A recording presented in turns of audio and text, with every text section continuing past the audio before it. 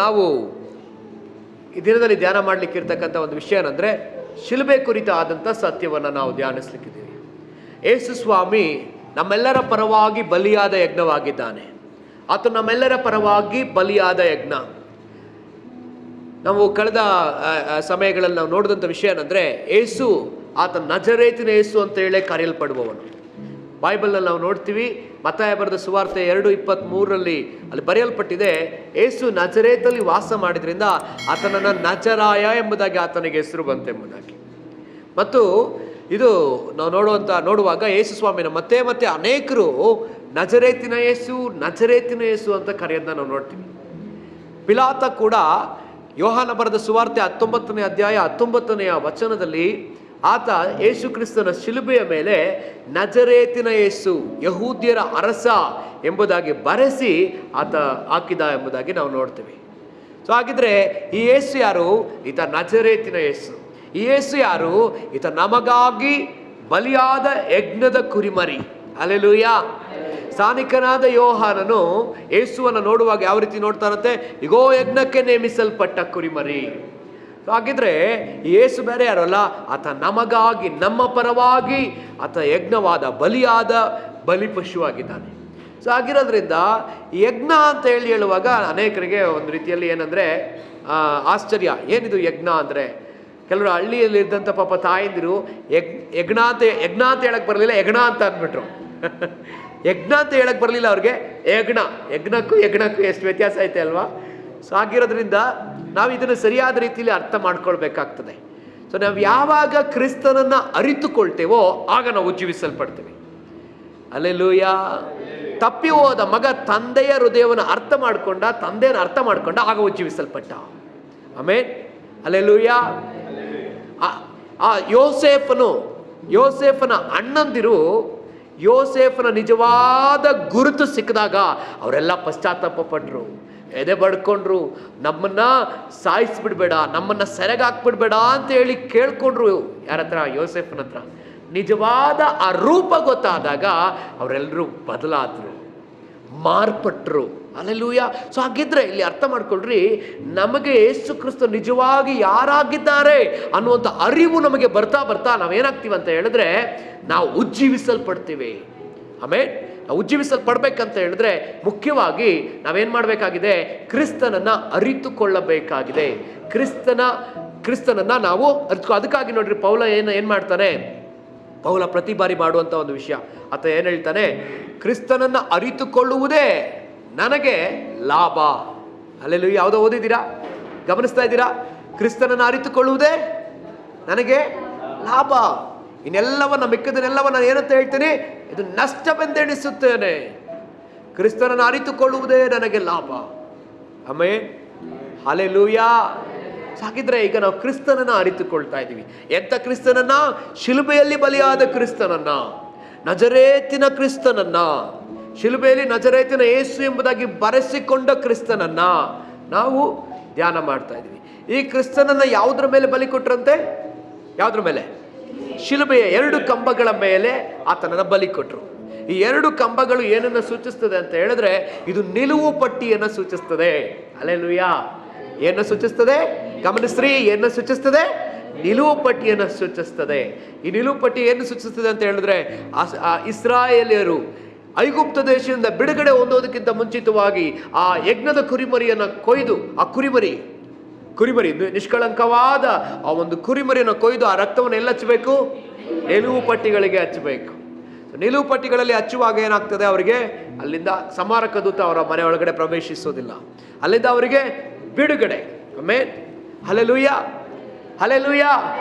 ಶಿಲುಬೆ ಬಗ್ಗೆ ಕಲಿಯುವಾಗ ಶಿಲುಬೆ ವಿಷಯ ರಕ್ಷಣೆಯ ಮಾರ್ಗದಲ್ಲಿರುವವರಿಗೆ ಏನಾಗಿದೆಯಂತೆ? ದೇವರ ಶಕ್ತಿ. ತೆಗೆದ್ಬಿಡ್ರಿ 1 ಕೊರಿಂಥ 1:18 ಗೊತ್ತೀರಾ? ಶಿಲುಬೆಯ ವಿಷಯವಾದ ಮಾತು ನಾಶನದ ಮಾರ್ಗದಲ್ಲಿರುವವರಿಗೆ ಹುಚ್ಚು ಮಾತಾಗಿದೆ, ರಕ್ಷಣೆಯ ಮಾರ್ಗದಲ್ಲಿರುವ ನಮಗಾದರೂ ದೇವರ ಶಕ್ತಿಯಾಗಿದೆ. ಏನಂತೆ? ಈ ಶಿಲುಬೆಯ ವಿಷಯವಾದ ಮಾತು ರಕ್ಷಣೆಯ ಮಾರ್ಗದಲ್ಲಿರುವವರಿಗೆ. ಎಲ್ರು ಹೇಳ್ರಿ, ಈ ಶಿಲುಬೆಯ ಮಾತು ರಕ್ಷಣೆಯ ಮಾರ್ಗದಲ್ಲಿರುವ ನಮಗಾದರೂ ದೇವರ ಶಕ್ತಿಯಾಗಿದೆ, ದೇವರ ಶಕ್ತಿಯಾಗಿದೆ. ಆಮೇನ್. ಅನೇಕ ಶಕ್ತಿ, ಅನೇಕ ಬಲಗಳ ಬಗ್ಗೆ ನಾವು ಮಾತಾಡ್ತೀವಿ, ಹೌದಾ? ಅನೇಕ ಬಲ, ಮನುಷ್ಯ ಬಲ, ಹೌದಾ? ಮನುಷ್ಯರಿಗೆ ಬಲ ಇದೆಯಾ? ಹಾಗೆ ಮನುಷ್ಯರಿಗೆ ಜನಬಲ ಇದೆಯಾ? ಜನಬಲ. ಹಂಗೆ ಹಣಬಲ, ಪದವಿಯ ಬಲ, ಹೌದಾ? ಸೊ ಎಲ್ಲ ಬಲನ ಇಟ್ಕೊಂಡ್ರು ನಾವೇನಾದರೂ ಸಾಧಿಸೋಕ್ಕಾಗತ್ತಾ ಅಂತ ಕೇಳಿದ್ರೆ ಏನಿಲ್ಲ, ಏನೂ ಸಾಧಿಸೋಕ್ಕಾಗಲ್ಲ. ಕೊರೋನಾ ಟೈಮಲ್ಲಿ ಯಾವ ಬಲ ಇದ್ರೆ ಏನಂತೆ ಸಾಧಿಸೋಕ್ಕಾಯ್ತಾ? ಜನಬಲ, ಹಣಬಲ, ಪದವಿ ಬಲ, ಯಾವ ಬಲವೂ ಸಾಧಿಸ್ಲಿಕ್ಕಾಗಲ್ಲ. ಹಾಗಿದ್ರೆ ಏಸು ಕ್ರಿಸ್ತನ ಬಲ, ಏಸು ಕ್ರಿಸ್ತನ ಶಿಲುಬೆಯ ಕುರಿತಾದ ಆ ವಿಷಯ ನಮಗೆ ದೇವರ ಕಡೆಯಿಂದ ಶಕ್ತಿಯಾಗಿದೆ. ಆಗಿರೋದ್ರಿಂದ ನಾವು ಆಗಾಗ ಶಿಲುಬೆಯ ಕುರಿತಾದ ಸಂದೇಶವನ್ನ ನಾವು ಕೇಳುತ್ತಲೇ ಇರಬೇಕು. ಯಾಕಂದ್ರೆ ಇದು ದೇವರ ಕಡೆಯಿಂದ ಶಕ್ತಿ, ಇದನ್ನು ಹೊಂದಿಕೊಳ್ತಾನೆ ಇರಬೇಕು. ಆಮೇನ್, ಹಲ್ಲೆಲೂಯಾ. ಪ್ರತಿ ವರ್ಷದಲ್ಲಿ ಗುಡ್ ಫ್ರೈಡೆ ಎಂಬುದಾಗಿ ನಾವು ಏನು ಮಾಡ್ತೀವಿ, ಆಚರಿಸ್ತೀವಿ. ಗುಡ್ ಫ್ರೈಡೆ ದಿನ ಏನಾಯ್ತು? ಗುಡ್ ಫ್ರೈಡೆ, ಶುಭ ಶುಕ್ರವಾರ. ಇವತ್ತು ಕೂಡ ಶುಕ್ರವಾರನೇ, ಹೌದಾ? ಏನಾಗುತ್ತೆ ಅವತ್ತು? ಯೇಸು ನಮಗಾಗಿ ಶಿಲುಬೆಯಲ್ಲಿ ಸತ್ರು.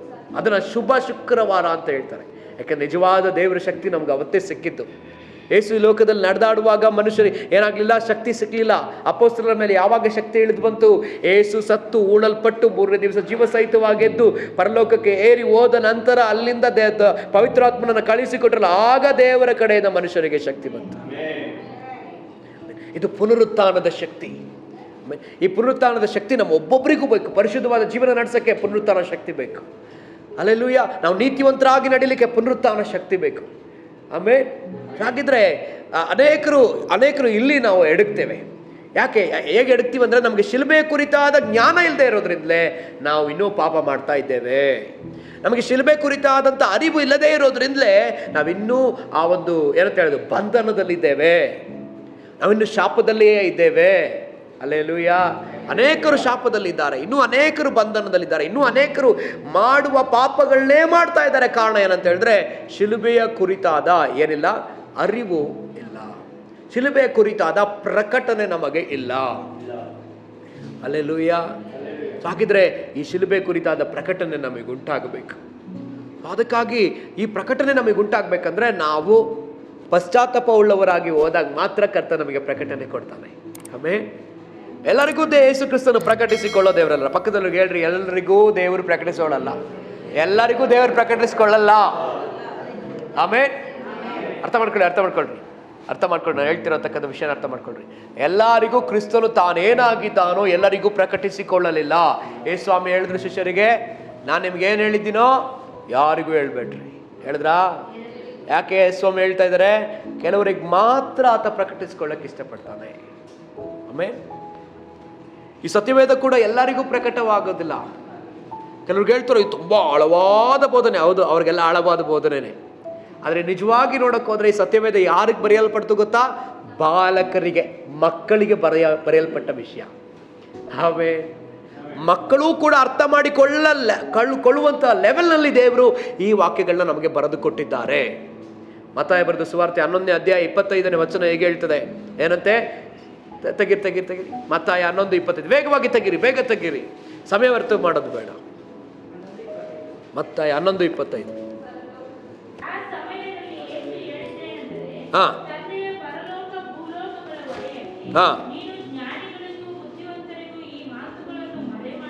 ಜ್ಞಾನಿಗಳಿಗೂ ಬುದ್ಧಿವಂತರಿಗೂ ಈ ಮಾತನ್ನ ಮರೆ ಮಾಡಿ ಬಾಲಕರಿಗೆ ಪ್ರಕಟಪಡಿಸಿಕೊಂಡಿದ್ದಿ. ಸೊ ಹಾಗಿದ್ರೆ ಇಲ್ಲಿ ಅರ್ಥ ಮಾಡ್ಕೊಳ್ಬೇಕಾದ ವಿಷಯ, ನಮಗೆ ಈ ಶಿಲುಬೆಯ ವಿಷಯ ನಮಗೆ ಅರ್ಥ ಆಗ್ಬೇಕಂದ್ರೆ, ಪ್ರಕಟವಾಗಬೇಕಂದ್ರೆ ಯಾರಿಗೆ ಪ್ರಕಟಪಡಿಸ್ಕೊಳ್ತಾರೆ ದೇವರು ಅಂತ ನೋಡುವಾಗ, ಮಕ್ಕಳ ಭಾವದವರಿಗೆ. ಯಾರು ಮಕ್ಕಳ ಭಾವದವರಾಗಿರ್ತಾರೋ, ಯಾರು ಪಶ್ಚಾತ್ತಾಪದಿಂದ ತುಂಬಲ್ಪಟ್ಟಿರ್ತಾರೋ. ಆಮೇಲೆ ಮತ್ತೆ ಇನ್ನೊಂದು ವಿಷಯ ನಾನು ನಿಮ್ಗೆ ಹೇಳ್ಬೇಕಂತ ಹೇಳಿದ್ರೆ, ಯೇಸು ಸ್ವಾಮಿ ತನ್ನನ್ನು ಪರಿಪೂರ್ಣವಾಗಿ ಪ್ರಕಟಿಸಿಕೊಂಡದ್ದು ಯಾರಿಗೆ? ಶಿಷ್ಯರಿಗೆ ಎಲ್ಲರಿಗೂ ಪ್ರಕಟ ಮಾಡ್ಕೊಳ್ಳಿಲ್ಲ ಯೇಸು. Very good. ಸ್ಥಾನಿಕನಾದ ಯೋಹಾನ ಅಲ್ಲ, ಅಪೋಸ್ತಲನಾದ ಯೋಹಾನ. ಆತನ ಹೆಸರೇ ಪ್ರೀತಿಯ ಯೋಹಾನ, ಪ್ರೀತಿಯ ಶಿಷ್ಯ ಯೋಹಾನ. ಹಾಗಿದ್ರೆ ಯಾರಿಗೆ ದೇವರು ತನ್ನನ್ನು ಪ್ರಕಟಿಸ್ಕೊಳ್ತಾನೆ ಅಂದ್ರೆ, ತನ್ನನ್ನು ಪ್ರೀತಿಸುವವರಿಗೆ ತೋರಿಸಿಕೊಳ್ತಾನೆ. ಚರ್ಚಲ್ಲಿ ಕೂತಿರುವ ಎಲ್ಲರಿಗೂ ಅಲ್ಲ, ನಾನು ಕ್ರೈಸ್ತನು ಅಂತ ಹೇಳಿಕೊಳ್ಳುವವರಿಗೆ ಅಲ್ಲ, ಇನ್ನೂ ಪಾಪ ಮಾಡಿಕೊಂಡಿರುವವರಿಗೆ ಅಲ್ಲ, ಕಾಂಪ್ರಮೈಸ್ ಲೈಫ್ನ ಜೀವನ ಮಾಡ್ತಾ ಇರೋರಿಗೆ ಅಲ್ಲ. ಯಾರು ತಮ್ಮನ್ನ ತಗ್ಗಿಸಿಕೊಳ್ತಾರೋ, ಯಾರು ಪಶ್ಚಾತ್ತಾಪ ಉಳ್ಳವರಾಗಿರ್ತಾರೋ, ಯಾರು ಮಕ್ಕಳ ಭಾವದವರಾಗಿರ್ತಾರೋ, ಯಾರು ಕ್ರಿಸ್ತನನ್ನ ಪ್ರೀತಿಸುತ್ತಾರೋ ಅವರಿಗೆ ತಮ್ಮನ್ನ ಪ್ರಕಟಿಸಿಕೊಳ್ಳುವವನು. ನಾನು ನಿಮ್ಮಲ್ಲಿ ಒಂದು ಪ್ರಶ್ನೆ ಕೇಳ್ತೀನಿ. ನಿಮ್ಮಲ್ಲಿ ಎಷ್ಟು ಜನ ನೀವು ನಿಮ್ಮ ಕುರಿತಾಗಿ, ನಿಮ್ಮ ಕುಟುಂಬದ ಕುರಿತಾಗಿ ಆದಿಲಿ ಬೀದಿಲಿ ಬರೋನ ಹತ್ರ ಹೋಗಿ ಹೇಳ್ಕೊಳ್ತೀರಾ? ಯಾರ ಹತ್ರ ಹೇಳ್ಕೊಳ್ತೀರಾ? ನಿಮ್ಮ ಬಗ್ಗೆ, ನಿಮ್ಮ ನೋವು, ನಿಮ್ಮ ವೇದನೆ, ನಿಮ್ಮ ಚಿಂತೆ, ನಿಮ್ಮ ದುಃಖ, ನಿಮ್ಮ ಕಣ್ಣೀರು, ನಿಮ್ಮ ಎಲ್ಲವನ್ನ ಯಾರ ಹತ್ರ ಹೇಳ್ಕೊಳ್ತೀರಾ? ಹಲ್ಲೆಲೂಯಾ.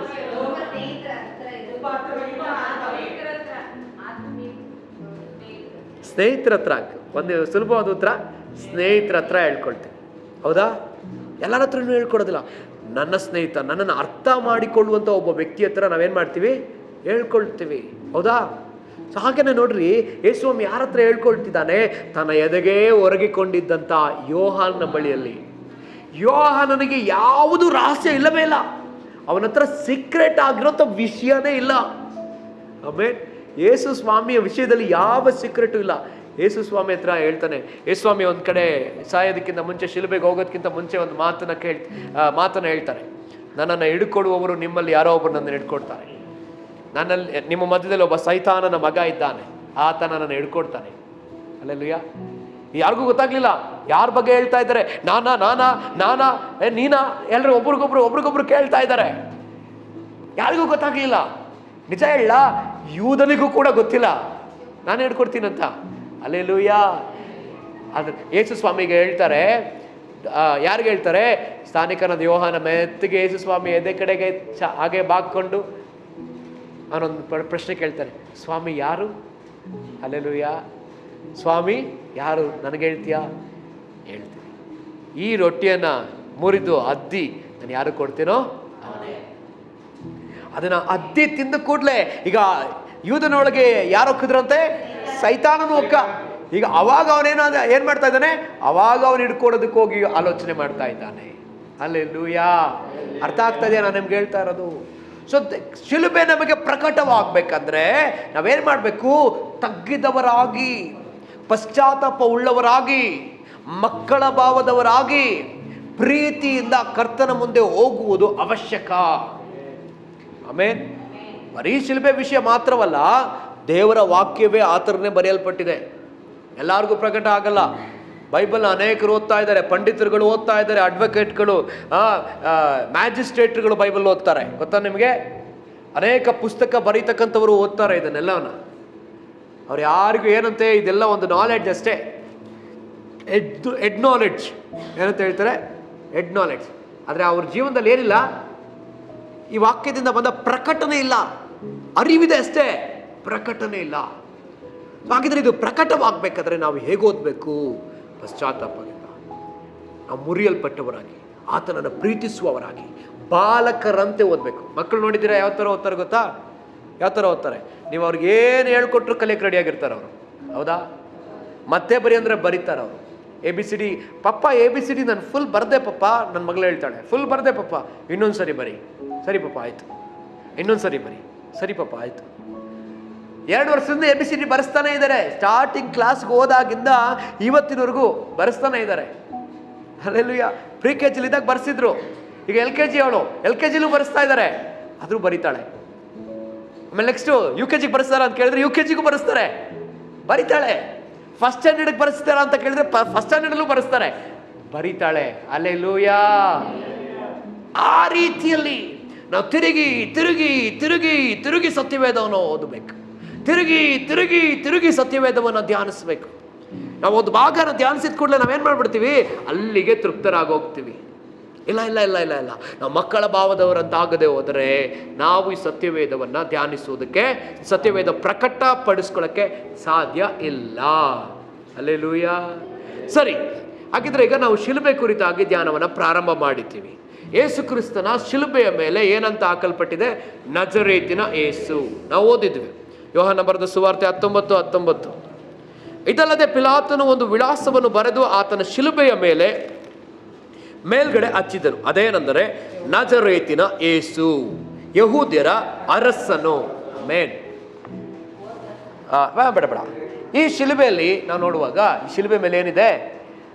ನಜರೇತಿನ ಯೇಸು ಅಂತ ಇದೆ, ಯಹೂದ್ಯರ ಅರಸನು.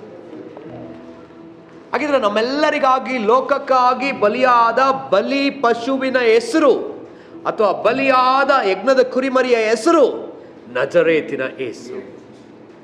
ಈ ಯೇಸು ಧರ್ಮಶಾಸ್ತ್ರವನ್ನೆಲ್ಲ ನೆರವೇರಿಸಿದ ಯೇಸು. ಈ ಯೇಸು ಎಂತ ಯೇಸು? ಧರ್ಮಶಾಸ್ತ್ರವನ್ನೆಲ್ಲ ನೆರವೇರಿಸಿದ ಯೇಸು. ಏನು ಧರ್ಮಶಾಸ್ತ್ರ? ಧರ್ಮಶಾಸ್ತ್ರ ಅಂದ್ರೆ ಏನು ಗೊತ್ತಾ?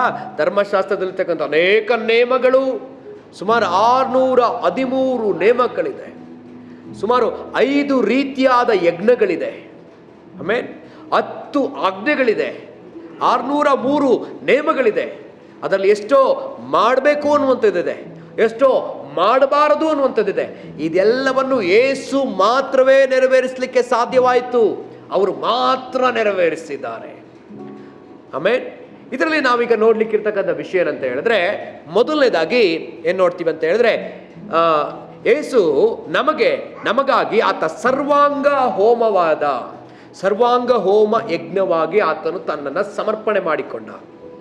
ಅದನ್ನು ನಾವು ಹಳೆ ಒಡಂಬಡಿಕೆಯ ಯಾಜಕ ಕಾಂಡ ಪುಸ್ತಕ 1ನೇ ಅಧ್ಯಾಯದಲ್ಲಿ ನಾವು ನೋಡ್ತೇವೆ. 1ನೇ ಅಧ್ಯಾಯದ 2ನೇ ವಚನದಿಂದ ನಾವು ಅದನ್ನು ನೋಡ್ತೇವೆ. ನಾವು ಅದನ್ನು ತೆಗೆದುಕೊಳ್ಳೋಣ. ಯಾಜಕ ಕಾಂಡ 1ನೇ ಅಧ್ಯಾಯ 2ನೇ ವಚನದಿಂದ ಯಾರಾದರೂ ಒಬ್ರು ಓದ್ಬೇಕಂತ ಕೇಳ್ಕೊಳ್ತೀವಿ.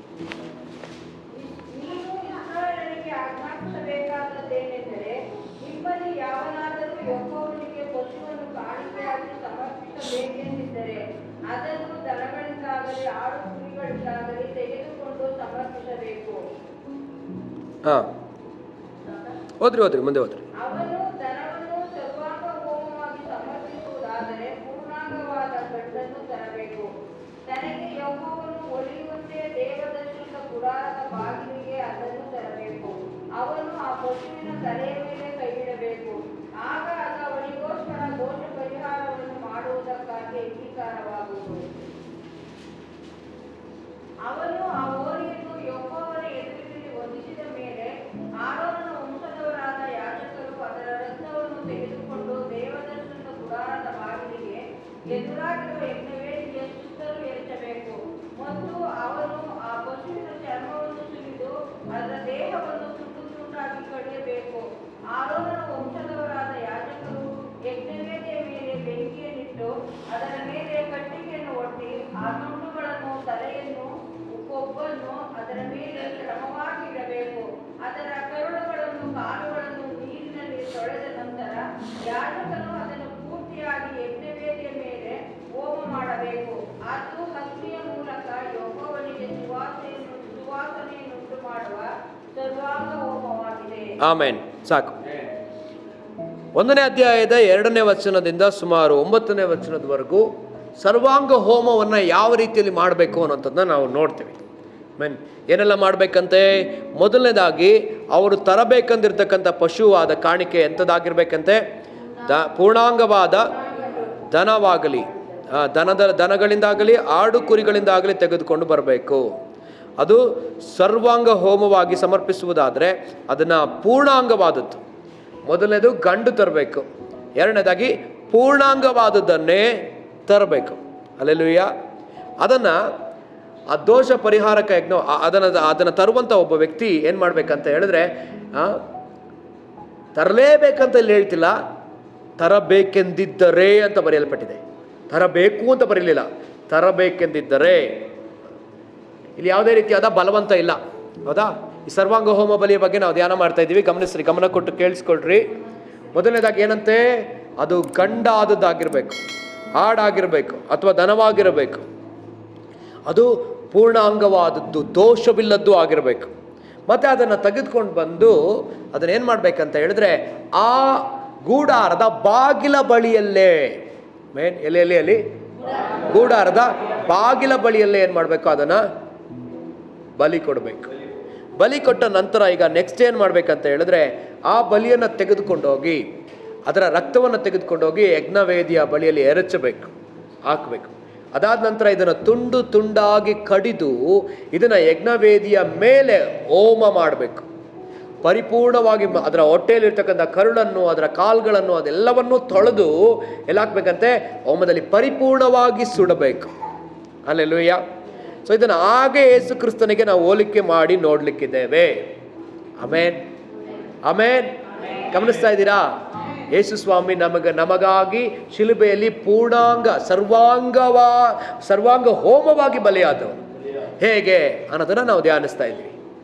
ಹೇಗೆ ಅಂತ ಹೇಳಿದ್ರೆ, ಮೊದಲನೇದಾಗಿ ಯೇಸು ಸ್ವಾಮಿ ಎಂಥ ಬಲಿ ಅಂತ ಹೇಳಿದ್ರೆ, ಆತ ಪೂರ್ಣಾಂಗವಾದಂತಹ ಕುರಿಮರಿ, ಯಾವ ದೋಷವೂ ಇಲ್ಲದಿರ್ತಕ್ಕಂಥ ಕುರಿಮರಿ, ಪಾಪವನ್ನೇ ಮಾಡದ, ಅರಿಯದ, ತಿಳಿಯದ ಕುರಿಮರಿ. ಹಲ್ಲೆಲೂಯಾ. ಯೇಸು ಸ್ವಾಮಿನೇ ನೇರವಾಗಿ ಹೇಳ್ತಾರೆ. ಕೆಲವು ವಾಕ್ಯಗಳನ್ನು ನಾವು ತೆಗೆದುಕೊಳ್ಳೋಣ. ಪೇತ್ರನಿಗೆ ಬರೆದ ಪತ್ರಿಕೆ 1 ಪೇತ್ರ 1:19 ತೆಗೆದುಕೊಳ್ಳ್ರಿ. 1:19.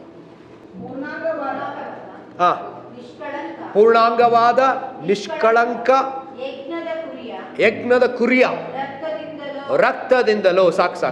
ಯೇಸು ಸ್ವಾಮಿ ಎಂತವರಂತೆ? ಪೂರ್ಣಾಂಗವಾದ ನಿಷ್ಕಳಂಕವಾದ ಯಜ್ಞದ ಕುರಿ. ಆತ ಪೂರ್ಣಾಂಗವಾದ ಕುರಿ, ಆತ ನಿಷ್ಕಳಂಕವಾದ ಕುರಿ, ಆತ ಪಾಪವನ್ನೇ ಅರಿಯದ, ತಿಳಿಯದ ಕುರಿಮರಿ. ಇನ್ನೊಂದು ವಾಕ್ಯನ ತೆಗೆದುಕೊಂಡ. ಲೂಕನು ಬರೆದ ಸುವಾರ್ತೆ 23ನೇ ಅಧ್ಯಾಯ 4ನೇ ವಚನ. ಲೂಕ 23:4. ಪಿಲಾತನು ಮಹಾಯಾಜಕರಿಗೂ ಜನರ ಗುಂಪಿಗೂ, ಈ ಮನುಷ್ಯನಲ್ಲಿ ನನಗೆ ಯಾವ ಅಪರಾಧವೂ ಕಾಣಿಸುವುದಿಲ್ಲವೆಂದು ಹೇಳಿದನು. ಹಲ್ಲೆಲೂಯಾ. ಈಗ ಹಳೆ ಒಡಂಬಡಿಕೆಯಲ್ಲಿ ಯಾಜಕ ಕಾಂಡದಲ್ಲಿ ಒಂದು ಕುರಿಮರಿಯನ್ನ, ಒಂದು ದನವನ್ನೋ, ಒಂದು ಹೋರಿಯನ್ನೋ ತೆಗೆದುಕೊಂಡು ಬಂದು ಆ ಒಂದು ಗುಡಾರದ ಬಾಗಿಲಲ್ಲಿ ಬಲಿ ಕೊಡುವಾಗ ಅದನ್ನ ಪರೀಕ್ಷೆ ಮಾಡ್ತಾರೆ. ಇದು ಪೂರ್ಣಾಂಗವಾದದ್ದ, ದೋಷವಿಲ್ಲದ ಎಂಬುದಾಗಿ ಪರೀಕ್ಷೆ ಮಾಡ್ತಾರೆ. ಯಾರು ಪರೀಕ್ಷೆ ಮಾಡೋರು? ಬಲಿ ಕೊಡುವಂತ ವ್ಯಕ್ತಿ, ಯಾಜಕ ಪರೀಕ್ಷೆ ಮಾಡ್ತಾರೆ. ಸೊ ಯೇಸು ಸ್ವಾಮಿಯನ್ನ ಶಿಲುಬೆಯಲ್ಲಿ ಕೊಲ್ಲುವುದಕ್ಕೆ ಅಧಿಕಾರ ಉಳ್ಳದು ಯಾರಿಗೆ? ಪಿಲಾತನಿಗೆ. ಯಾರಿಗೆ ಅಧಿಕಾರ ಇದೆ? ಈಗ ಪಿಲಾತ ಪರ್ಮಿಷನ್ ಕೊಟ್ರೆ ಅವನ್ನ ಕೊಲ್ತಾರೆ. ಪಿಲಾತ ಪರ್ಮಿಷನ್ ಕೊಡ್ಲಿಲ್ಲ, ಆತನಿಗೆ ಏನ್ ಮಾಡೋದಿಲ್ಲ, ಶಿಲುಬೆಯಲ್ಲಿ ಕೊಲ್ಲಲ್ಲ. ದಯವಿಟ್ಟು ಗಮನ ಕೊಟ್ಟು ಕೇಳಿಸ್ಕೊಡ್ರಿ. ಈಗ ಯೇಸುವನ್ನ ಕೊಲ್ಲುವ ಅಧಿಕಾರ ಯಾರು ಕೊಡಲ್ಪಟ್ಟಿದೆ? ಪಿಲಾತನಿಗೆ ಕೊಡಲ್ಪಟ್ಟಿದೆ. ಈಗ ಪಿಲಾತ ಹೇಳ್ತಾನೆ, ಈತನಲ್ಲಿ ನನಗೆ ಯಾವ ಅಪರಾಧವೂ ಕಾಣಿಸುವುದೇ ಇಲ್ಲ. ಇತ್ತ ಶುದ್ಧವಾದ, ನಿಷ್ಕಳಂಕವಾದ, ದೋಷವಿಲ್ಲದ, ಪೂರ್ಣಾಂಗವಾದ ಕುರಿಮರಿ. ಹಲ್ಲೆಲೂಯಾ. ಯೇಸು ಅಂತ ಕುರಿಮರಿ. ಒಬ್ಬ ಅನ್ಯ ರಾಜನಿಂದ ಸರ್ಟಿಫಿಕೇಟ್ ತಗೊಳ್ತಾ ಇದ್ದಾರೆ ಯೇಸು ಸ್ವಾಮಿ. ನಮಗಾಗಿ ಬಲಿಯಾದ ಕುರಿ ಅಂತ ಕುರಿ ನೋಡ್ರಿ. ಆತ ಪೂರ್ಣಾಂಗವಾದವನು, ಆತ ನಿರ್ದೋಷವಾದವನು, ಆತ ನಿಷ್ಕಳಂಕವಾದವನು. ಆಮೇನ್. ಇನ್ನೊಂದು ವಚನ, ಅದೇ ಅಧ್ಯಾಯದ ಇನ್ನೊಂದು ವಚನ ನೋಡೋಣ. 14ನೇ ವಚನ ಓದ್ರಿ. 23:14. ಈ ಮನುಷ್ಯನು ಪ್ರಜೆಗಳನ್ನು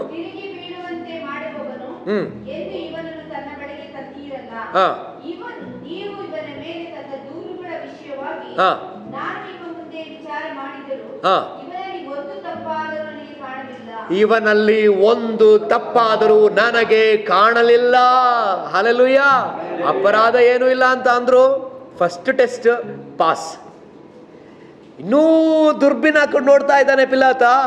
ಒಂದು ತಪ್ಪಾದ್ರೂ, ನೀವು ಹೇಳಿದಂತ ಒಂದು ತಪ್ಪಾದ್ರೂ ಈ ಕುರಿಮರಿಗೆ ಇಲ್ಲ. ಒಂದು ದೋಷ ಈ ಕುರಿಯಲ್ಲಿ ಇಲ್ಲ, ಒಂದು ಕೊರತೆ ಈ ಕುರಿಮರಿಯಲ್ಲಿ ಇಲ್ಲ. ಹಲ್ಲೆಲೂಯಾ. ಈ ಕುರಿಮರಿ ಎಂತ ಕುರಿಮರಿ? ನಿಷ್ಕಳಂಕವಾದ ಕುರಿಮರಿ. ಈ ಕುರಿಮರಿ ಎಂತ ಕುರಿಮರಿ? ಪೂರ್ಣಾಂಗವಾದ ಕುರಿಮರಿ. ಈ ಕುರಿಮರಿ ಎಂತ ಕುರಿಮರಿ? ಯಾವ ದೋಷವೂ ಇಲ್ಲದ ಕುರಿಮರಿ, ಒಂದು ತಪ್ಪು ಇಲ್ಲದ ಕುರಿಮರಿ, ಒಂದು ಚುಕ್ಕಿಯೂ ಇಲ್ಲದ ಕುರಿಮರಿ. ಯಜ್ಞವೇದಿಯ ಬಳಿಗೆ ತೆಗೆದುಕೊಂಡು ಬರುವಂತ ಕುರಿಮರಿ, ಆ ಬಲಿಯ ಬಳಿಗೆ ತೆಗೆದುಕೊಂಡು ಬರ್ತಕ್ಕಂಥ ಕುರಿಮರಿ ಪೂರ್ಣಾಂಗವಾದದ್ದಾಗಿರ್ಬೇಕು. ಅಲ್ಲಿಗೆ ತಂದ ಮೇಲೆ ಅದು ಪೂರ್ಣಾಂಗವಲ್ಲದೆ ಇರೋದಾದ್ರೆ ಅದನ್ನ ಯಾಜಕ ಮುಟ್ಟೋದಿಲ್ಲ, ಅದನ್ನ ಬಲಿ ಕೊಡೋದಿಲ್ಲ. ಇದು ಹಳೆ ಒಡಂಬಡಿಕೆ ನಿಯಮ. ಹಾಗಿದ್ರೆ ಗಮನಿಸ್ರಿ, ಇವತ್ತು ಕೂಡ ಲೋಕದಲ್ಲಿ ಅನೇಕರು ಬಲಿ ಕೊಡ್ತಾನೆ ಇದ್ದಾರೆ, ಹೌದಾ? ಅದರಲ್ಲೂ ಈ ತಿಂಗಳುಗಳಲ್ಲಿ ಬಲಿಗಳು ನಡೀತಾನೆ ಇರ್ತದೆ. ಸರಿಯಾಗಿ ಯೋಚನೆ ಮಾಡಿದ್ದೀರಾ? ಸರಿಯಾಗಿ ಯೇಸು ಕ್ರಿಸ್ತನ ಶಿಲುಬೆಯಲ್ಲಿ ಬಲಿಯಾದ ಅದೇ ತಿಂಗಳಲ್ಲಿ ಅನೇಕ ಕಡೆಗಳಲ್ಲಿ ದೇವಾಲಯಗಳಲ್ಲಿ ಬಲಿ ಕೊಡ್ತಾನೆ ಇದ್ದಾರೆ. ಕುರಿಗಳನ್ನ ಬಲಿ ಕೊಡ್ತಾರೆ, ಕೋಳಿಗಳನ್ನ ಬಲಿ ಕೊಡ್ತಾರೆ, ದನಗಳನ್ನ ಬಲಿ ಕೊಡ್ತಾರೆ, ಎಮ್ಮೆಗಳನ್ನ ಬಲಿ ಕೊಡ್ತಾರೆ. ಯಾಕೆ ಬಲಿ ಕೊಡ್ತಾರೆ? ಅವರು ಹಳೆ ಒಡಂಬಡಿಕೆಯನ್ನ ಪರಿಪಾಲಿಸ್ತಾ ಇದ್ದಾರೆ. ಅವರಿಗೆ ಗೊತ್ತಿಲ್ಲ, ನನಗಾಗಿ ಒಂದು ನಿಷ್ಕಳಂಕವಾದ ಕುರಿಮರಿ, ನನಗಾಗಿ ಒಂದು ಪೂರ್ಣಾಂಗವಾದ ಕುರಿಮರಿ ಬಲಿಯಾಗಿದೆ ಎಂಬುದಾಗಿ ಅವರಿಗೆ ಗೊತ್ತಿಲ್ಲ. ಹಲ್ಲೆಲೂಯಾ. ಹಾಗಿದ್ರೆ ಈಗ ನಮಗಿಲ್ಲಿ ಅರಿವಾಗಬೇಕಾಗಿರೋದು ಏನಂತ ಹೇಳಿದ್ರೆ, ನಮಗಾಗಿ ಯಾರು ಬಲಿಯಾಗಿದ್ದಾರೆ? ನಿಷ್ಕಳಂಕವಾದ ಒಂದು ಕುರಿಮರಿ ಬಲಿಯಾಗಿದೆ. ಇನ್ನೊಂದು ವಾಕ್ಯ, ಇದೇ ಕುರಿಮರಿಯಾದ ಯೇಸುವಿನ ಬಾಯಿಂದ ಒಂದು ಮಾತು ಬರ್ತದೆ. ಯೋಹನ 14ನೇ ಅಧ್ಯಾಯ 30ನೇ ವಚನದಲ್ಲಿ ನಾವು ನೋಡೋಣ. ನಾನು ನಿಮ್ಮ ಸಂಗಡ ಬಹಳ ಮಾತನಾಡುವುದಿಲ್ಲ, ಯಾಕೆಂದರೆ ಇಹಲೋಕಾಧಿಪತಿ ಬರುತ್ತಾನೆ, ಅವನಿಗೆ ಸಂಬಂಧಪಟ್ಟದ್ದು ಯಾವುದೊಂದು ನನ್ನಲ್ಲಿಲ್ಲ. ಆತನಿಗೆ, ಇಹಲೋಕಾಧಿಪತಿ ನನ್ನ ಬಳಿಗೆ ಬರ್ತಾನೆ, ಆತನಿಗೆ ಸಂಬಂಧಪಟ್ಟದ್ದು ಯಾವುದೊಂದು ನನ್ನಲ್ಲಿ ಇಲ್ಲ. ಇಹಲೋಕಾಧಿಪತಿ ಅಂದ್ರೆ ಯಾರು? ಸೈತಾನ. ಆತನಿಗೆ ಸಂಬಂಧಪಟ್ಟದ್ದು ಅಂದ್ರೆ ಯಾವುದು? ಪಾಪ. ಹಲ್ಲೆಲೂಯಾ. ಅದ್ಯಾವುದು ನನ್ನಲ್ಲಿ ಇಲ್ಲ, ಒಂದಾದ್ರೂ ನನ್ನಲ್ಲಿ ಇಲ್ಲ. ಆಮೇಲೆ ಹಾಗಿದ್ರೆ ಯೇಸುಸ್ವಾಮಿ ಯಾವ ರೀತಿಯಲ್ಲಿದ್ದಾರೆ? ಒಂದು ಪಾಪವೂ ಇಲ್ಲದೆ ಇದ್ದಾರೆ. ಇನ್ನೊಂದು ವಾಕ್ಯ ಇದೆ, ಯೋಹಾನ ಬರೆದ ಸುವಾರ್ತೆ 8:46 ಯೇಸು ನೇರವಾಗಿ ಹೇಳ್ತಾರೆ, ತೆಗೆ ಅವರು ಬರೀ ಶಿಲುಬೆಗೆ ಬಂದಾಗ ಪೂರ್ಣಾಂಗವಾದ ಕುರಿಯಲ್ಲ, ಅವರು ಬೆಳೀತಾ ಇದ್ದಾಗಲೇ ಪೂರ್ಣಾಂಗವಾದ ಕುರಿ. ನನ್ನಲ್ಲಿ ಪಾಪವನ್ನು ತೋರಿಸಿಕೊಡುವವನು ನಿಮ್ಮೊಳಗೆ ಯಾರಿದ್ದಾರೆ? ಸವಾಲ್. ಆಮೇಲೆ ಈ ಕುರಿ ಎಂತ ಸವಾಲ್ ಆಗ್ತಿದೆ ನೋಡ್ರಿ. ನನ್ನೊಳಗಡೆ ಪಾಪ ತೋರಿಸ್ತೀರಾ ನೀವು? ನನ್ನೊಳಗಡೆ ಒಂದು ಸಣ್ಣ ಚುಕ್ಕಿ ನಿಮಗೆ ತೋರಿಸೋದಕ್ಕಾಗುತ್ತಾ? ಈ ಯೇಸು, ಯಜ್ಞದ ಕುರಿಯಾದ ಯೇಸು, ನಿನಗಾಗಿ ನನಗಾಗಿ ನಮ್ಮೊಬ್ಬೊಬ್ಬರಿಗಾಗಿ ಬಲಿಯಾದ ಆ ಯಜ್ಞದ ಕುರಿಮರಿಯಾದ ಯೇಸು, ಹಳೆ ಒಡಂಬಡಿಕೆಯ ಧರ್ಮಶಾಸ್ತ್ರವನ್ನು ನೆರವೇರಿಸಿದ ಯೇಸು, ಸರ್ವಾಂಗ ಹೋಮವಾಗಿ ತನ್ನನ್ನು ಸಮರ್ಪಿಸಿಕೊಟ್ಟ ಯೇಸು, ಆ ಯೇಸು ಎಂಬ ಕುರಿಮರಿ ಬಾಯಿಂದ ಬರ್ತಾ ಇದೆ. ಯಾರಾದರೂ ತೋರಿಸ್ಕೊಡ್ತೀರಾ ನನ್ನಲ್ಲಿ? ಯಾರು ತೋರಿಸ್ಲಿಕ್ಕಾಗಲಿಲ್ಲ, ಯಾರು ಹುಡುಕ್ಲಿಕ್ಕಾಗಲಿಲ್ಲ. ಸುಳ್ಳಾಗಿ ಆರೋಪಗಳನ್ನ ಹಾಕ್ತಾ ಇದ್ದಾರೆ. ಆ ಪಿಲಾತನು ಕೂಡ ಹೇಳ್ತಾನೆ, ನೀವು ಅನೇಕ ಆರೋಪಗಳನ್ನ ಇದರ ಮೇಲೆ ಹಾಕಿದ್ರಲ್ಲಪ್ಪ, ಅನೇಕ ದೋಷಾರೋಪಣೆಗಳನ್ನ ಮಾಡಿದ್ರಲ್ಲಪ್ಪ, ಈತ ತಪ್ಪಾದ ಮಾರ್ಗದಲ್ಲೆಲ್ಲ ನಡೆಸ್ತಾ ಇದ್ದಾನೆ ಯಹೂದ್ಯರನ್ನ ಅಂತ ಹೇಳಿದ್ರಲ್ಲಪ್ಪ, ಈತರಲ್ಲಿ ಒಂದು ತಪ್ಪು ಸಿಕ್ಕಲಿಲ್ಲ. Hallelujah, hallelujah. ನಮಗಾಗಿ ಬಲಿಯಾದ ಯೇಸು. ಆಮೇಲೆ ಸೊ ಈ ಕುರಿಮರಿ ಮೊದಲನೇದಾಗಿ ಎಂಥದ್ದು? ಪೂರ್ಣಾಂಗವಾದದ್ದು, ನಿಷ್ಕಳಂಕವಾದದ್ದು. ಎರಡನೇದಾಗಿ ಇದನ್ನು ತರುವವನು ಯಾವ ರೀತಿ ಅಂತೆ? ತರಲೇಬೇಕು ಅನ್ನುವಂತಹ ಏನಿಲ್ಲ, ನಿಬಂಧನೆ ಇಲ್ಲ. ಮತ್ತೆ ಹೇಳ್ತೀನಿ, ಈ ಯಜ್ಞವನ್ನು ಸಮರ್ಪಿಸುವುದಕ್ಕೆ ಕುರಿ ತೆಗೆದುಕೊಂಡು ಬರುವವನು ತರಲೇಬೇಕು ಎಂಬಂತ ನಿಬಂಧನೆ ಇಲ್ಲ. ಯಾಜಕ ಕಾಂಡಕ್ಕೆ ನಾವು ಹೋಗೋಣ. ಯಾಜಕ ಕಾಂಡಕ್ಕೆ ಹೋಗೋಣ. 3ನೇ ವಾಕ್ಯ ಓದೋಣ. 3ನೇ ವಾಕ್ಯ.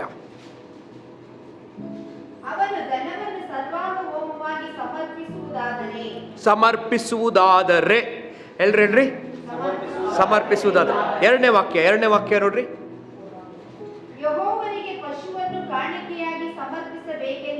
ಬೇಕೆಂದಿದ್ದರೆ, ಎಲ್ರು ಹೇಳ್ರಿ, ಬೇಕೆಂದಿದ್ದರೆ, ಸಮರ್ಪಿಸಬೇಕೆಂದಿದ್ದರೆ,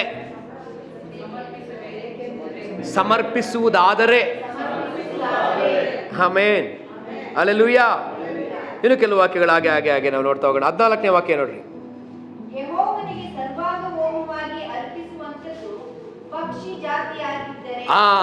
ಆಗಿದ್ದರೆ. ಆಮೆನ್. 10ನೇ ವಾಕ್ಯ.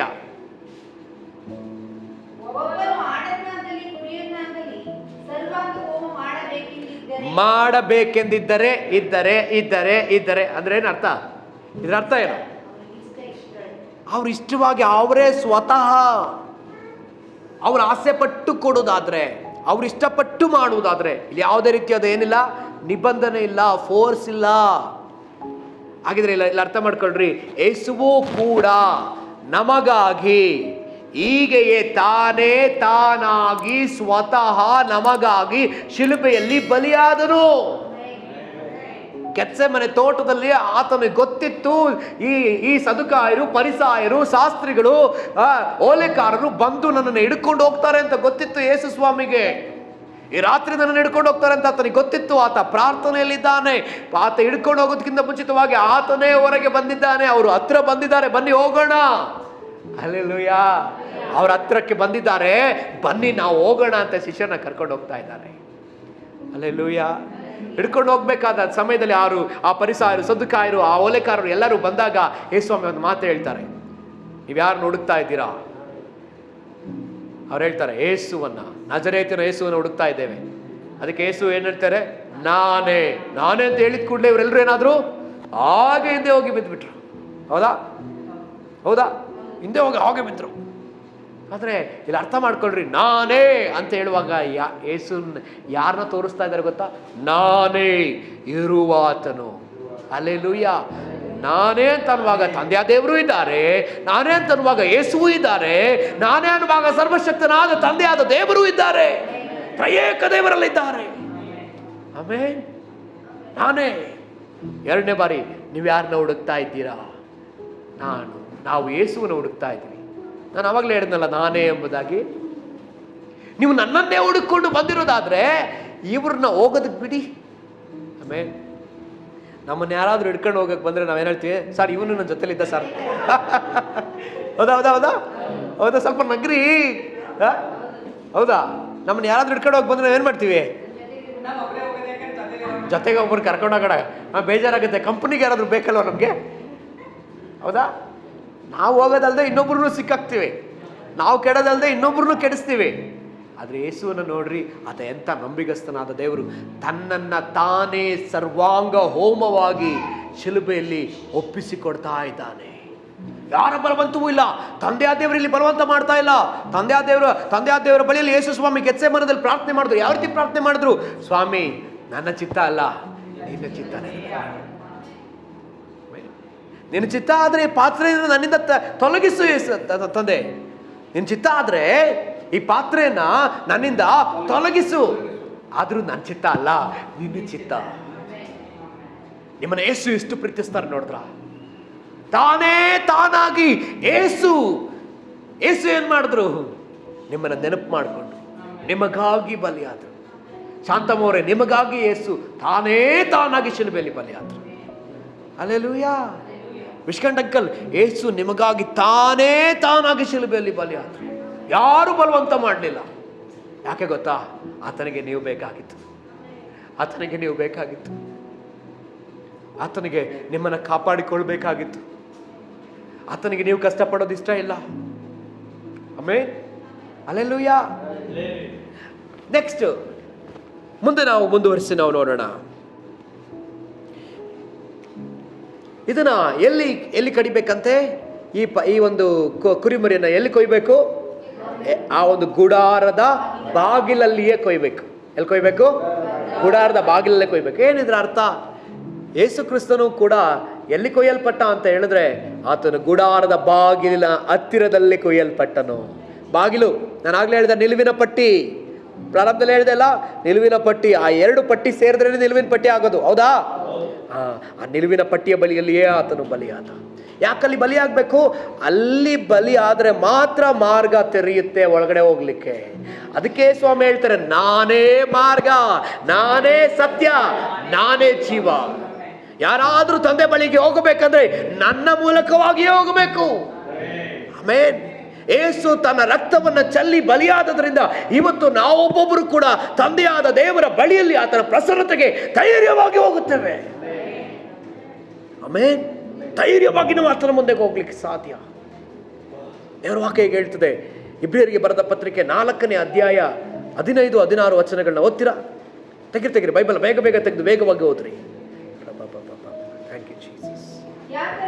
ಯಾಕಂದರೆ ನಮಗಿರುವ ಮಹಾಯಾಜಕನು ನಮ್ಮ ನಿರ್ಬಲಾವಸ್ಥೆಯನ್ನು ಕುರಿತು ಅನುತಾಪವಿಲ್ಲದವನವನ್ನಲ್ಲ, ಆತನು ಸರ್ವ ವಿಷಯಗಳಲ್ಲಿ ಶೋಧನೆಗೆ ಗುರಿಯಾದನು. ಓಕೆ, ಮುಂದೆ ಹೋದ್ರಿ. ನಾವು ಕರುಣೆಯನ್ನು ಹೊಂದುವಂತೆಯೂ ಆತನ ದಯೆಯಿಂದ ಸಮಯೋಚಿತವಾದ ಸಹಾಯವು ನಮಗೆ ದೊರೆಯುವಂತೆ ಧೈರ್ಯದಿಂದ ಕೃಪಾಸನದ ಮುಂದೆ ಬರೋಣ. ಹಲ್ಲೆಲೂಯಾ. ನಮಗೆ ಮಾರ್ಗ ತೆರೆದದ್ದು ಎಲ್ಲಿಂದ? ಪರಲೋಕ ತಂದೆಯ ಮುಂದೆ ನಾವು ಇವತ್ತು ಹೋಗಿ ಪ್ರಾರ್ಥನೆ ಮಾಡುವಾಗ ನಮಗೆ ಉತ್ತರ ಸಿಕ್ಕುತ್ತಾ ಇದೆ. ಕಾರಣ ಏನು? ಆತನು ನನಗಾಗಿ ಬಲಿಯಾದ. ಆತನ ಶರೀರ, ಆತನ ಮುರಿಯಲ್ಪಟ್ಟ, ಜಜ್ಜಲ್ಪಟ್ಟ, ಹಿಂಡಲ್ಪಟ್ಟ, ಒಡೆಯಲ್ಪಟ್ಟ ಶರೀರ. ಯೇಸು ಸ್ವಾಮಿ ಸುಮಾರು 9-10 ತಾಸುಗಳು ಭಯಂಕರವಾಗಿ ಬಾಧಿಸಲ್ಪಟ್ಟವನು.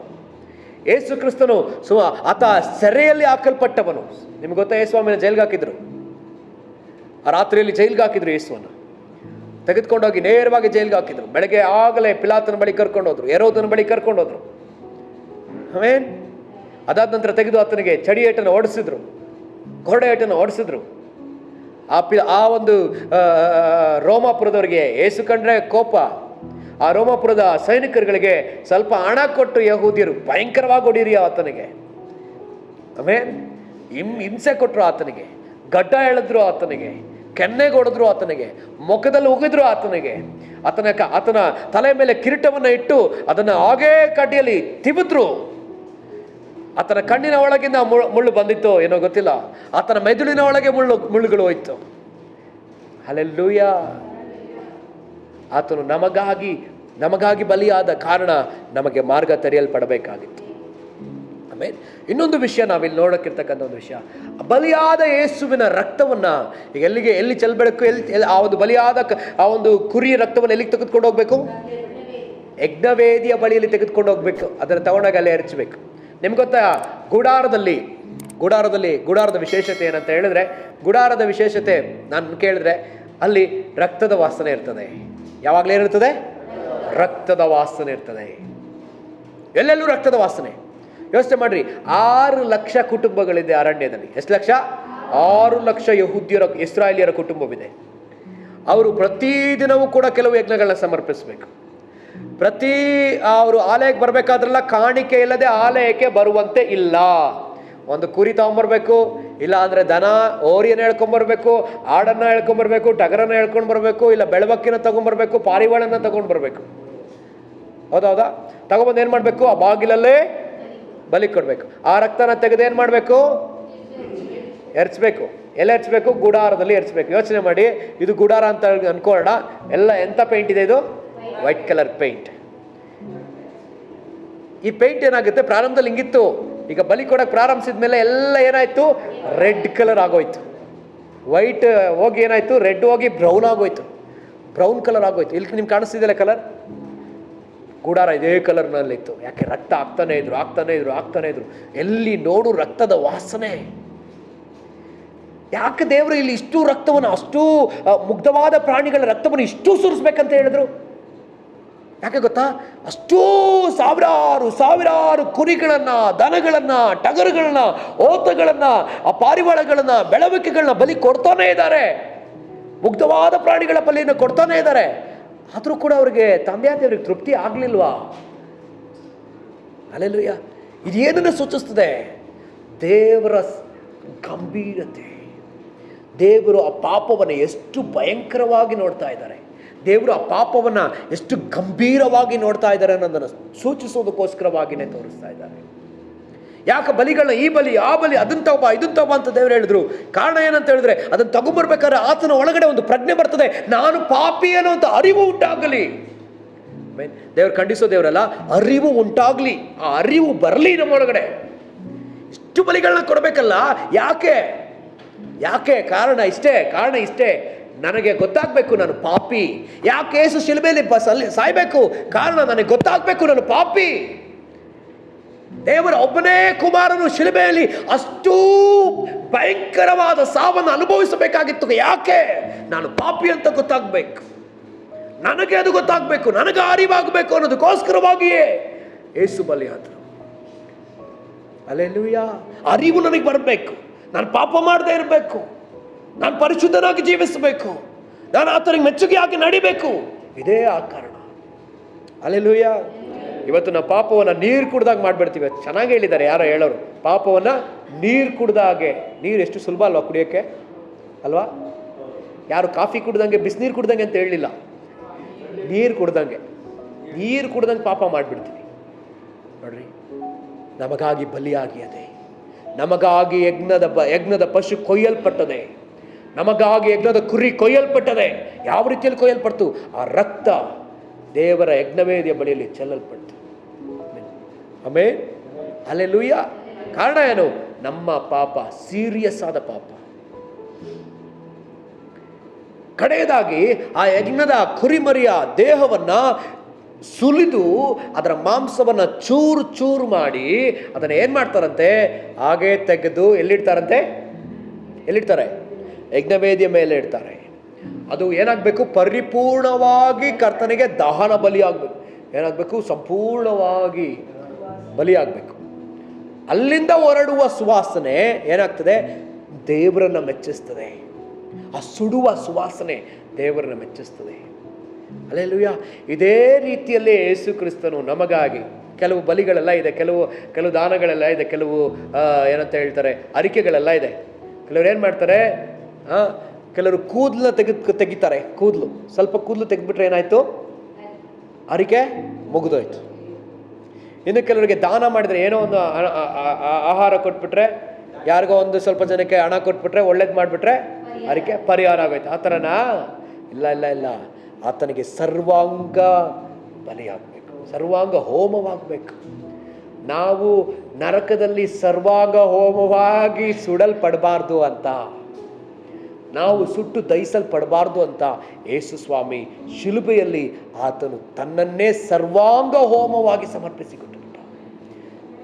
ಯಾವುದೋ ಒಂದು ಅಂಗನ ಯೇಸು ಸ್ವಾಮಿ ಶಿಲುಬೆಯಲ್ಲಿ ಕೊಡಲಿಲ್ಲ, ಆತನ ದೇಹದ ಪರಿಪೂರ್ಣ ಅಂಗವನ್ನೂ ಕೂಡ ಆತ ಸರ್ವಾಂಗ ಹೋಮವಾಗಿ ಸಮರ್ಪಿಸಿಬಿಟ್ಟು. ಆತ ಸಮರ್ಪಿಸಿದ್ರಿಂದ, ಆತ ಅದೆಲ್ಲವನ್ನ ಮಾಡಿದ್ರಿಂದ, ಈಗ ಆತನ ಶಿಲುಬೆಯ ಮರಣದ ಮೂಲಕ ಅದೆಲ್ಲವೂ ಯೇಸುವನ್ನ ಯಾರು ನಂಬಿ ಆತನನ್ನು ಒಡೆಯ ರಕ್ಷಕ ಅಂತ ಹೇಳಿ ಸ್ವೀಕರಿಸ್ತಾರೋ ಅವರ ಲೈಫಿಗೆ ಅದು ಟ್ರಾನ್ಸ್ಫರ್ ಆಗಿ ಹೋಯ್ತು. ಆಮೇನ್. ಈಗ ನಾವು ಸರ್ವಾಂಗ ಹೋಮ ಬಲಿಯನ್ನು ಸಮರ್ಪಿಸಬೇಕಾದದಿಲ್ಲ, ಕುರಿ ಕೊಯ್ಬೇಕಾದದಿಲ್ಲ, ಬೆಳವಣಿಗೆಗಳನ್ನ ಕೊಡಬೇಕಾದದಿಲ್ಲ, ಪಾರಿವಾಳವನ್ನ ಕೊಡಬೇಕಾದದಿಲ್ಲ, ದನವನ್ನು ಕೊಯ್ಬೇಕಾದದಿಲ್ಲ, ಕುರಿಯನ್ನು ಕೊಯ್ಬೇಕಾದಿಲ್ಲ, ಓತವನ್ನು ಕೊಯ್ಬೇಕಾದದಿಲ್ಲ. ಆಮೇಲೆ ಎಷ್ಟು ಜನ ಸಂತೋಷವಾಗಿದ್ದೀರಿ ನೋಡ್ರಿ. ಇದೇ ಯೇಸು ಸ್ವಾಮಿ ನಮಗಾಗಿ ಕೊಟ್ಟಂತ ಬಲಿ. ಅದರ ಮೊದಲನೇದಾಗಿ ಸರ್ವಾಂಗ ಹೋಮ ಬಲಿ ಆದರು. ಸರ್ವಾಂಗವನ್ನೇ ತಾನು ಸಮರ್ಪಿಸಿಕೊಟ್ಟ. ಸಾಧ್ಯ ಆದರೆ ಬರುವಂಥ ದಿನಗಳಲ್ಲಿ ನಾವು ಇನ್ನು ಇರ್ತಕ್ಕಂಥ ಮಿಕ್ಕ ಬಲಿಗಳನ್ನು ಧ್ಯಾನಿಸ್ತಾ ಹೋಗೋಣ. ಅದನ್ನು ಯೇಸುವಿಗೆ ಹಾಗೆ ಕಂಪೇರ್ ಮಾಡ್ತಾ ನೋಡ್ಕೊಳ್ತಾ ನಾವು ಧ್ಯಾನಿಸ್ತಾ ಹೋಗೋಣ. ಇದೇನು ಮಾಡ್ತದೆ ಅಂತ ಹೇಳಿದ್ರೆ, ನಮ್ಮನ್ನು ಕ್ರಿಸ್ತನೊಂದಿಗೆ ಐಕ್ಯಗೊಳಿಸ್ತದೆ. ಇದನ್ನು ಕೇಳಬೇಕಾದ್ರೆ ನಿಮ್ಗೆ ಏನು ಅನಿಸ್ತಾ ಇದೆ? ಯೇಸು ಸ್ವಾಮಿ ಮೇಲೆ ಪ್ರೀತಿ ಹೆಚ್ಚಾಗ್ತಾ ಇಲ್ವಾ ನಿಮಗೆ? ಯೇಸು ಸ್ವಾಮಿ ಮೇಲೆ ಭರವಸೆ ಹೆಚ್ಚಾಗ್ತಾ ಇಲ್ವಾ ನಿಮಗೆ? ಯೇಸು ಸ್ವಾಮಿ ಮೇಲೆ ನಂಬಿಕೆ ಹೆಚ್ಚಾಗ್ತಾ ಇಲ್ವಾ? ಇನ್ನೂ ಯೇಸು ಸ್ವಾಮಿ ಸಮಯದಲ್ಲಿ ನಾನು ಜೊತೆಯಲ್ಲ ಸಮಯ ಕಳಿಬೇಕಂತ ಅನ್ನಿಸ್ತಾ ಇಲ್ವಾ ನಿಮಗೆ?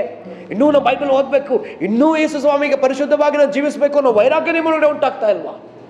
ಹಾಗಿದ್ರೆ ನಮ್ಮನ್ನು ಸಮರ್ಪಣೆ ಮಾಡಿಕೊಟ್ಟು ನಾವು ಪ್ರಾರ್ಥಿಸೋಣ.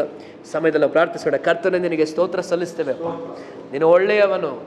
ಕರ್ತನೆ, ನಮಗಾಗಿ ಯಜ್ಞದ ಕುರಿಮರಿಯಾಗಿ ಬಲಿಯಾದ ಸ್ವಾಮಿ, ನಜರೇತಿನ ಯೇಸುವೇ, ನಿನ್ನ ಶಿಲುಬೆಯ ಮೇಲೆ ನಮಗಾಗಿ ಯಜ್ಞದ ಕುರಿಮರಿಯಾಗಿ ಬಲಿಯಾದ ಸ್ವಾಮಿ, ಸರ್ವಾಂಗ ಹೋಮ ಯಜ್ಞವಾಗಿ ನಮಗಾಗಿ ಬಲಿಯಾದೆಯಲ್ಲ, ಅದಕ್ಕಾಗಿ ನಾವು ನಿನಗೆ ಸ್ತೋತ್ರ ಸಲ್ಲಿಸ್ತೇವೆ, ನಿನಗೆ ಮಹಿಮೆ ಸಲ್ಲಿಸ್ತೇವೆ ಸ್ವಾಮಿ. ಕರ್ತನೆ, ಈ ಕರ್ತನೆ ಶಿಲುಬೆಯ ವಿಷಯ ನಮಗೆ ದೇವರ ಶಕ್ತಿಯಾಗಿದೆ ಅಲ್ಲ ದೇವರೇ, ನಿನ್ನ ಶಕ್ತಿಯಿಂದ ನಮ್ಮನ್ನು ತುಂಬಿಸು, ನಿನ್ನ ಆತ್ಮನಿಂದ ನಮ್ಮನ್ನು ತುಂಬಿಸು. ಕರ್ತನೆ, ನಾವು ಪಾಪ ಮಾಡದ ಹಾಗೆ, ನಿನಗೆ ದ್ರೋಹ ಮಾಡದ ಹಾಗೆ, ನಿನ್ನನ್ನು ನಿಂದಿಸದ ಹಾಗೆ, ನಿನಗೆ ಗೌರವ ತರುವ ರೀತಿಯಲ್ಲಿ, ನಿನಗೆ ಮಾನ ಬರುವ ರೀತಿಯಲ್ಲಿ ನಾವು ನಡ್ಕೊಂಡು ನಿನ್ನ ಮಹಿಮೆ ಪಡಿಸೋದಕ್ಕೆ ಸಹಾಯ ಮಾಡು. ಹಾಗೆ ಮಾಡುವ ದೇವರೇ ನಿನಗೆ ಸ್ತೋತ್ರ. ಸಕಲ ಮಹಿಮೆ ನಿಮಗೆ ಸಲ್ಲಿಸ್ತೇವೆ. ಯೇಸುವಿನ ಹೆಸರಲ್ಲಿ ಪ್ರಾರ್ಥಿಸ್ತೇವೆ ತಂದೆ ಆ ದೇವರೇ. Praise Lord. ಕರ್ತನೆ ನಿಮ್ಮನ್ನು ಆಶೀರ್ವಾದ ಮಾಡಲಿ.